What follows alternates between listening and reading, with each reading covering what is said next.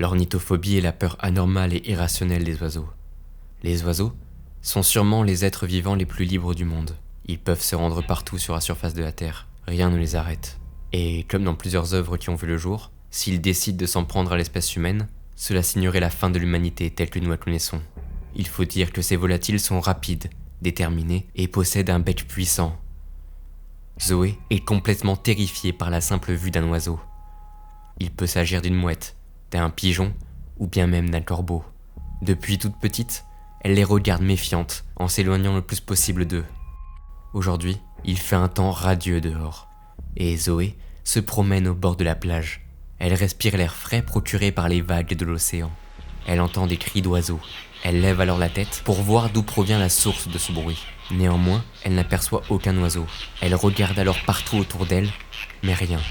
Soudainement, en dirigeant son regard vers la mer, elle aperçoit quelque chose voler au loin. Elle plisse les yeux pour mieux voir, mais elle n'arrive pas à distinguer clairement le type d'oiseau.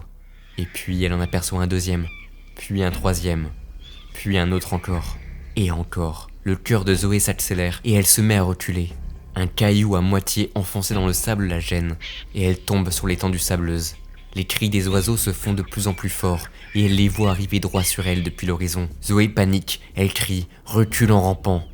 Et puis d'un coup, la masse d'oiseaux devient encore plus grosse et plus rapide. Les créatures atteignent la plage, mais continuent.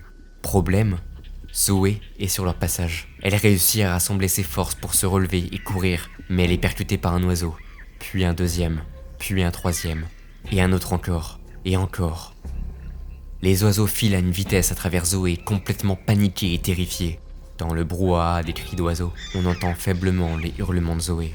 Quand les volatiles se dispersent et regagnent le ciel, il ne reste qu'un cadavre, avec quelques lambeaux de chair disposés sur le sable fin.